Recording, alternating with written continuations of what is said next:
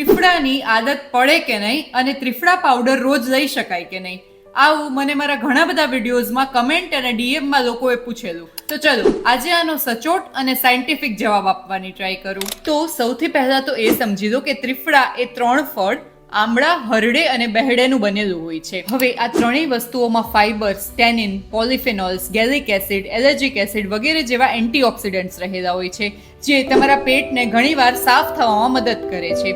પરંતુ ત્રિફળાની આદત પડે કે નહીં એનો જવાબ આપું તો હા, કોઈ પણ આયુર્વેદિક વસ્તુઓ કે એવી કોઈ પણ વસ્તુઓ જે લેક્ઝેટિવ તરીકે કામ કરતી હોય ને એની આદત પડી શકે.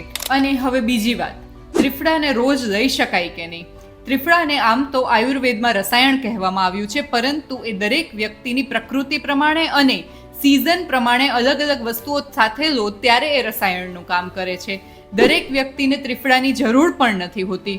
જો તમને ટોયલેટ બરાબર જવું પડતું હોય, કબજિયાતની સમસ્યાઓ ના હોય, પેટ વ્યવસ્થિત સાફ થતું હોય, ખાસ સમસ્યાઓ ના હોય અને ખાસ તો ડોક્ટરે તમને ના કહ્યું હોય તો ફક્ત શરીરને ડિટોક્સ કરવા માટે કે તમને કોઈ મહાન ફાયદો થઈ જશે એવું વિચારીને ત્રિફળા ના લેવું જોઈએ. ત્રિફળાની આદત પડે કે નહીં આનો જવાબ આપું તો તમારા પાચનનો, એટલે કે તમને કબજિયાત થશે કે પેટ સાફ આવશે એનો આધાર રહેલો હોય છે તમે દિવસમાં કેટલું હાઇડ્રેશન એટલે કે પાણી પીવો છો, કેટલું ફાઇબર્સ ખાઓ છો, કેટલી મૂવમેન્ટ એટલે કે હલનચલન અને કસરત કરો છો.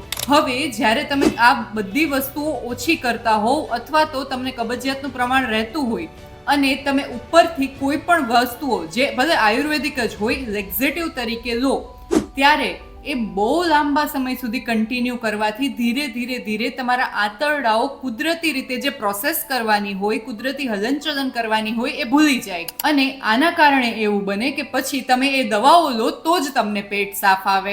તો ત્રિફળા એ જે મોડર્ન મેડિસિન્સ એટલે કે એલોપેથીની લેક્ઝેટિવ દવાઓ હોય એ રીતે તમને આદત નથી પાડી દેતી, પરંતુ લાંબા સમય સુધી તમે એને કન્ટિન્યુ કરો ને તો બોડી કે આંતરડાઓ એના પર ડિપેન્ડ તો થઈ જ જાય છે. તો આ રીલ જલ્દીથી તમારા બધા જ વોટ્સએપ ગ્રુપ સાથે શેર કરી દો અને આવી જ સાયન્ટિફિક માહિતી માટે અમારા પેજ યોગાકૃતિને ફોલો કરી દો.